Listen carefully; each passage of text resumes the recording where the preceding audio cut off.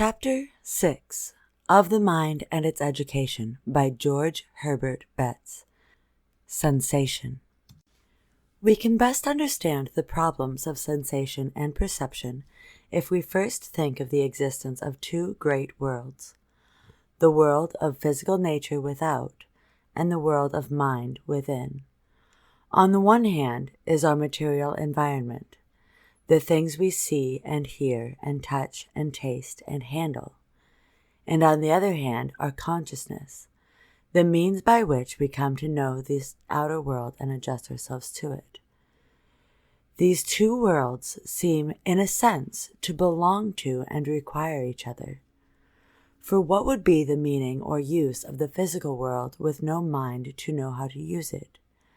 And what would be the use of a mind with nothing to be known or thought about? 1. How we come to know the external world. There is a marvel about our coming to know the external world, which we shall never be able to fully understand.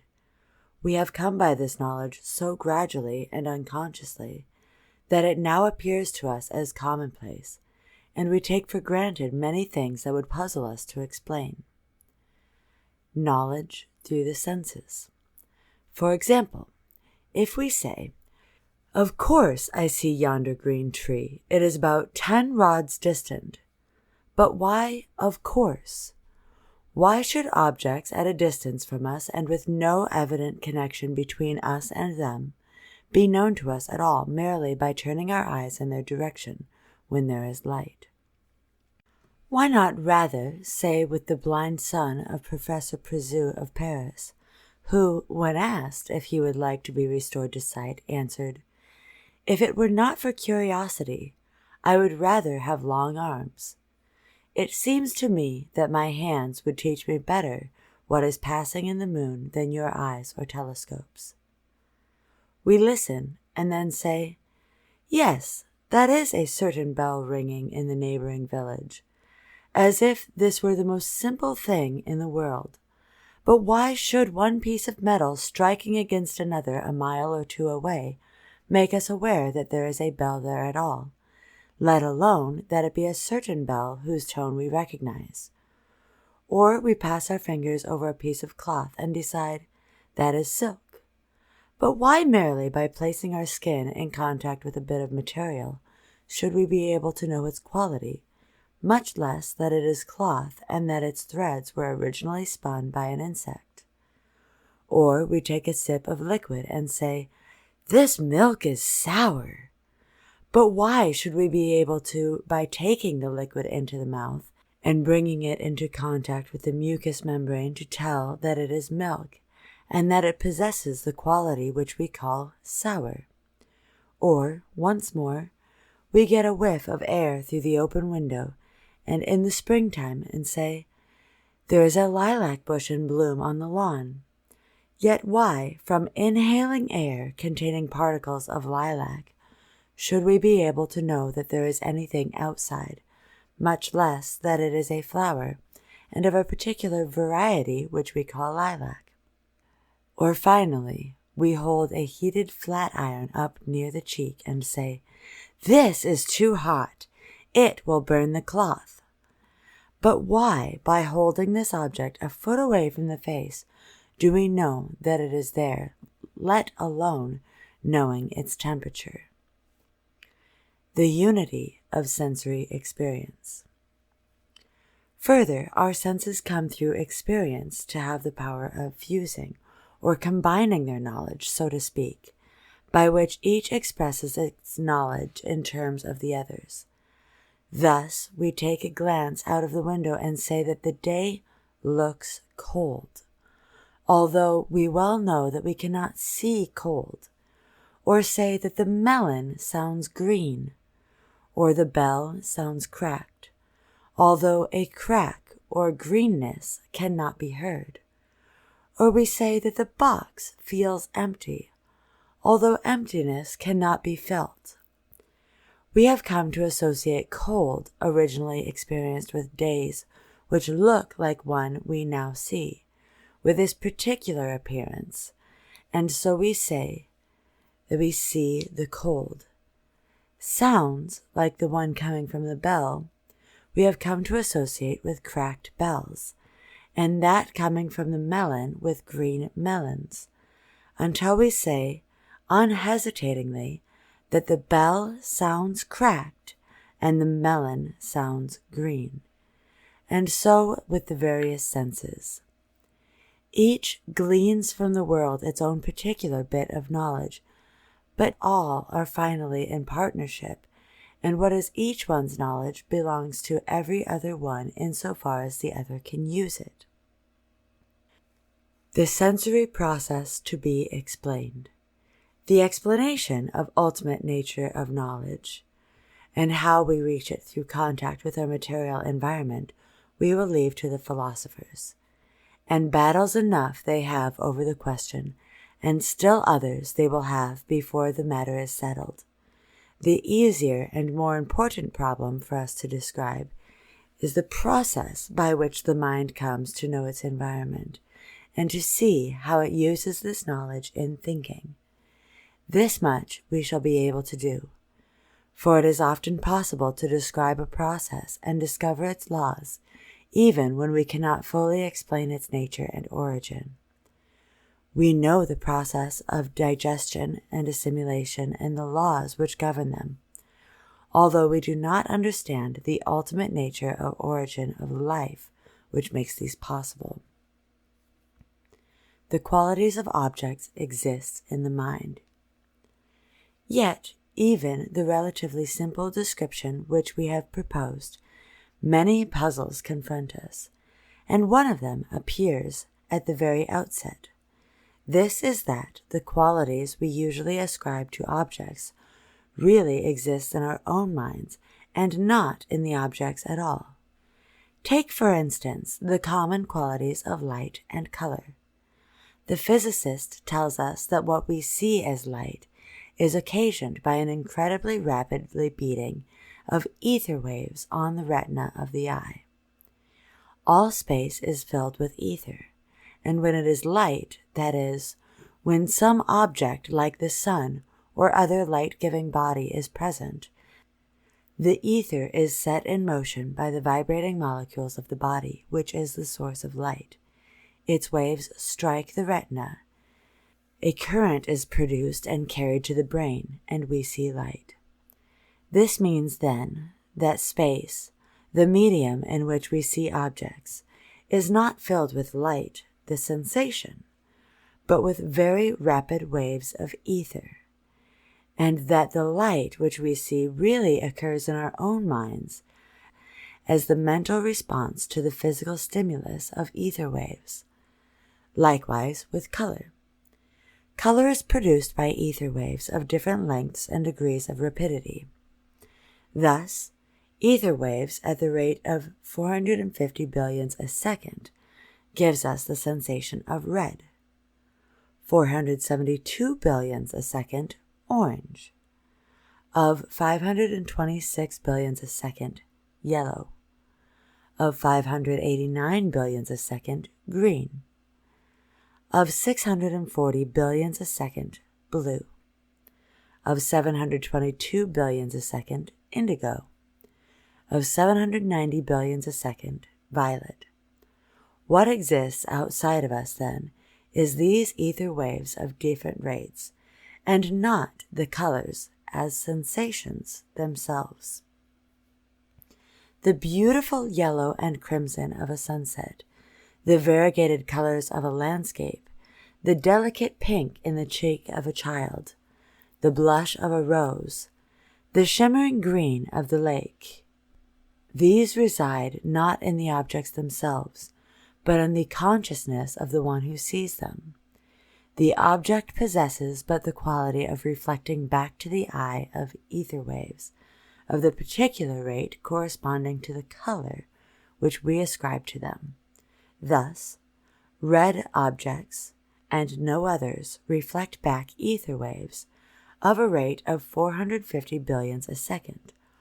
White objects reflect all rates. Black objects reflect none. The case is no different with regard to sound. When we speak of a sound coming from a bell, what we really mean is that the vibrations of the bell have set up waves in the air between it and our ear, which have produced corresponding vibrations in the ear, that a nerve current was thereby produced, and that a sound was heard. But the sound, i.e. sensation, is a mental thing and exists only in our consciousness.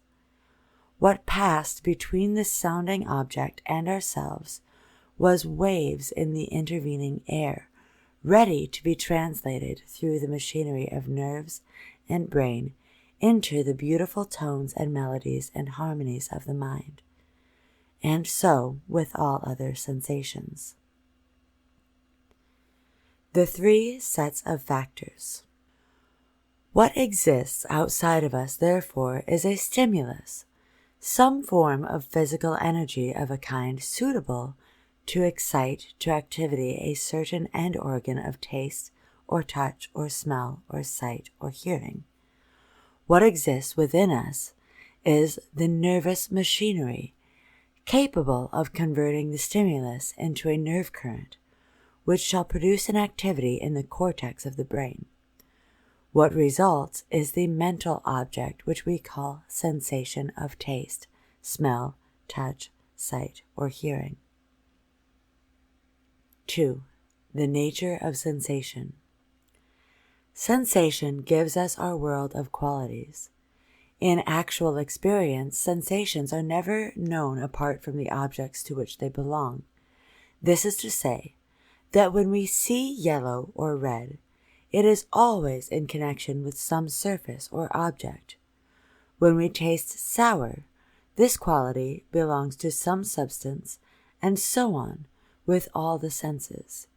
Yet, by sensation, we mean only the simple qualities of objects known in consciousness as the result of appropriate stimuli applied to end organs. We shall later see how by perception these qualities fuse or combine to form objects. But in the present chapter, we shall be concerned with the qualities only. Sensations are then the simplest and most elementary knowledge we may get from the physical world. The red, the blue, the bitter, the cold, the fragrant, and whatever other qualities may belong to the external world. We shall not for the present be concerned with the objects or sources from which the quality may come. To quote James on the meaning of sensation, all we can say on this point is that what we mean by sensation are first things in the way of consciousness. They are the immediate results upon consciousness of the nerve currents as they enter the brain, and before they have awakened any suggestions or associations with past experience. But it is obvious that such immediate sensations can be realized only in the earliest days of life. The attributes of sensation. Sensations differ from each other in at least 4 respects, namely, quality, intensity, extensity, and duration. It is a difference in quality that makes us say, this paper is red, and that blue. This liquid is sweet, and that sour. Differences in quality are therefore fundamental differences in kind. Besides the quality differences that exist within the same general field, as of taste or vision, it is evident that there is still a more fundamental difference existing between the various fields. One can, for example, compare red with blue, or sweet with sour, and tell which quality he prefers. But let him try to compare red with sweet, or blue with sour, and the quality difference is so profound that there seems to be no basis for comparison. Difference in intensity of sensation are familiar to every person who prefers 2 lumps of sugar rather than 1 lump in his coffee. The sweet is of the same quality in either case, but differs in intensity. In every field of sensation, the intensity may proceed from the smallest amount to the greatest amount discernible. In general, the intensity of the sensation depends upon the intensity of the stimulus, though the condition of sense organs as regards fatigue or adaptation to the stimulus has its effect. It is obvious that a stimulus may be too weak to produce any new sensation, as for example, a few grains of sugar in a cup of coffee, or a few drops of lemon in a quart of water could not be detected. It is also true that the intensity of stimulus may be so great that an increase in intensity produces no effect on sensation, as for example, the addition of sugar to a solution of saccharin would not noticeably increase its sweetness. The lowest and highest intensity points of sensation are called the lower and upper limen, or threshold, respectively. By extensity is meant the space differences of sensations. The touch of a point of a toothpick on the skin has a different space quality from the touch of the flat end of a pencil. Low tones seem to have more volume than high tones. Some pains feel sharp and others dull and diffuse. The warmth felt from spreading the palms of the hands out to the fire has a bigness not felt from heating one solitary finger. The extensity of a sensation depends on the number of nerve endings stimulated. The duration of a sensation refers to the time it lasts. This must not be confused with the duration of the stimulus, which may be either longer or shorter than the duration of the sensation. Every sensation must exist for some space of time, long or short, or it would have no part in consciousness. 3. Sensory qualities and their end organs. All are familiar with the 5 senses of our elementary physiologies: sight, hearing, taste, smell, and touch. A more complete study of the sensation reveals nearly 3 times this number, however. This is to say that the body is equipped with more than a dozen different kinds of end organs, each prepared to receive its own particular type of stimulus. It must also be understood that some of the end organs yield more than one sense. The eye, for example, gives not only visual but muscular sensations. The ear, not only auditory but tactical. The tongue, not only gustatory but tactical and cold and warmth sensations. Sight. Vision is a distance sense. We can see afar off. The stimulus is a chemical in its action. This means that the ether waves on striking the retina cause a chemical change which sets up the nerve current responsible for the sensation.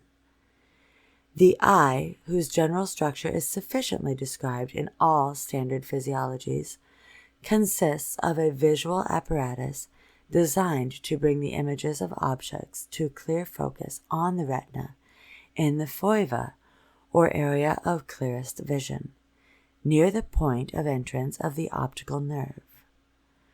The sensation of sight coming from this retinal image, unaided by other sensations, gives us but 2 qualities: light and color. The eye can distinguish many different grades of light, from purest white on through the various grades to the densest black. The range is greater still in color.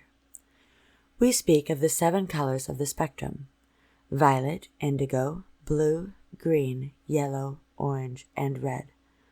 But this is not a very serviceable classification, since the average eye can distinguish about 35,000 color effects. It is also somewhat bewildering to find that all these colors seem to be produced from the 4 fundamental hues: red, green, yellow, and blue, plus the various tints. These 4, combined in varying proportions and with different degrees of light, i.e., different shades of gray, yield all the color effects known to the human eye. Herschel estimates that the workers on mosaics at Rome must have distinguished 30,000 different color tones. The hue of a color refers to its fundamental quality, as red or yellow. The chroma to its saturation or strength of the color, and the tint to the amount of brightness, i.e., white, it contains. Hearing. Hearing is also a distance sense.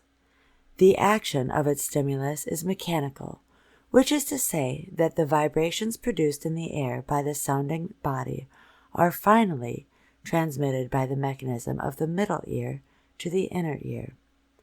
Here, the impulse is conveyed through the liquid of the internal ear to the nerve endings as so many tiny blows, which produce the nerve current carried to the brain by the auditory nerve.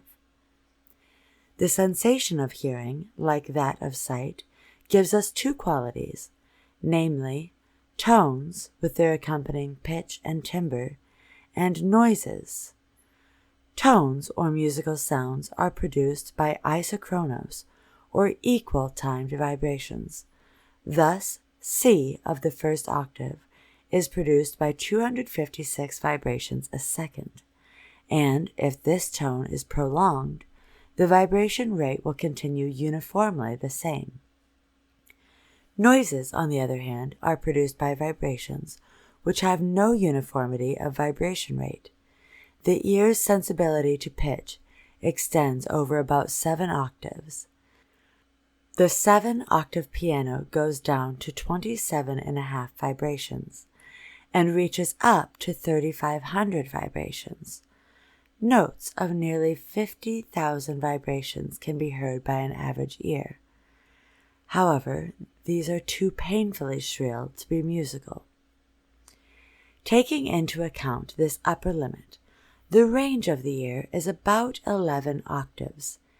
The ear, having given us loudness of tones, which depends on the amplitude of vibrations, pitch, which depends on the rapidity of the vibrations, and timbre or quality, which depends on the complexity of the vibrations, has no further qualities of sound to reveal. Taste. The sense of taste is located chiefly in the tongue, over the surface of which are scattered many minute taste bulbs. These can be seen as small red specks, plentifully distributed along the edges at the tip of the tongue. The substance tasted must be in solution and come in contact with the nerve endings. The action of the stimulus is chemical. The sense of taste recognizes 4 qualities of sour, sweet, salt, and bitter. Many of the qualities which we improperly call tastes are in reality a complex of taste, smell, touch, and temperature. Smell contributes so largely to the sense of taste that many articles of food become tasteless. When we have a catarrh and many nauseating doses of medicine can be taken without discomfort if the nose is held. Probably none of us, if we are careful to exclude all odors by plugging the nostrils with cotton, can, by taste alone, distinguish between scraped apple, potato, turnip, or beet, or can tell hot milk from tea or coffee of the same temperature. Smell. In the upper part of the nasal cavity lies a small brownish patch of mucous membrane. It is here that the olfactory nerve endings are located. The substance smelled must be volatile, that is, it must exist in gaseous form and come in direct contact with the nerve endings. Chemical action results in a nerve current. The sensations of smell have not been classified so well as those of taste, and we have no distinct names for them. Neither do we know how many olfactory qualities the sense of smell is capable of revealing. The only definite classification of smell qualities is that based on their pleasantness or the opposite. We also borrow a few terms and speak of sweet or fragrant odors, and fresh or close smells. There is some evidence when we observe animals, or even primitive men, that the human race has been evolving greater sensibility to certain odors, while at the same time there has been a loss of keenness to what we call scent. Various sensations from the skin.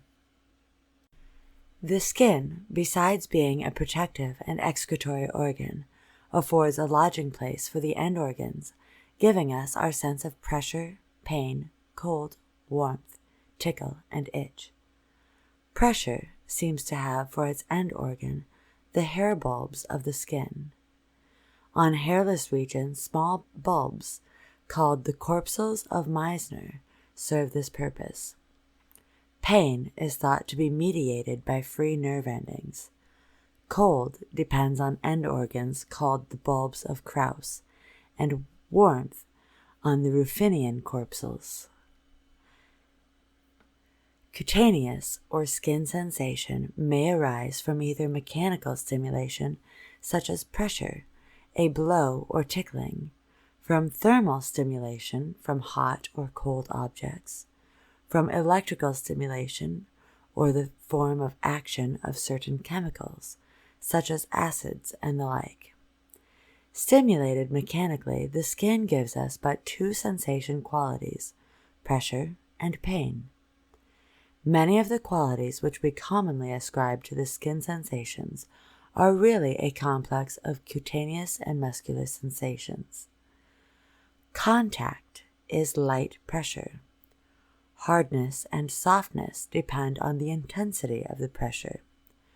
Roughness and smoothness arise from interrupted and continuous pressure, respectively, and require movement over the rough or smoother surface. Touch depends on pressure accompanied by the muscular sensations involved in the movements connected with the act. Pain is clearly a different sensation from pressure, but any of the cutaneous or muscular sensations may, by excessive stimulation, be made to pass over into pain. All parts of the skin are sensitive to pressure and pain, but certain parts, like the fingertips and the tip of the tongue, are more highly sensitive than others. The skin varies also in its sensitivity to heat and cold. If we take a hot or very cold pencil point and pass it rather lightly and slowly over the skin, it is easy to discover certain spots from which a sensation of warmth or of cold flashes out. In this way, it is possible to locate the end organs of temperature very accurately. The kinesthetic senses. The muscles, tendons, and joints also give rise to perfectly definite sensations, but they have not been named, as have the sensations for most of the other end organs. Weight is the most clearly marked of these sensations. It is through the sensations connected with movements of muscles, tendons, and joints that we come to judge form, size, and distance. The organic senses. Finally, to the sensations mentioned so far must be added those which come from internal organs of the body. From the alimentary canal we get sensations of hunger, thirst, and nausea. From the heart, lungs, and organs of sex come numerous well-defined but unnamed sensations which play an important part in making up the feeling tone of our daily lives. Thus, we see that the senses may be looked upon as the sentries of the body, standing at the outposts where the nature and ourselves meet. They discover the qualities of the various objects with which we come into contact and hand them over to the mind in the form of sensations. And these sensations are raw material out of which we begin to construct our material environment. Only as we are equipped with good organs of sense, especially good eyes and ears, therefore, are we able to enter fully into the wonderful world about us and receive the stimuli necessary to our thought and action.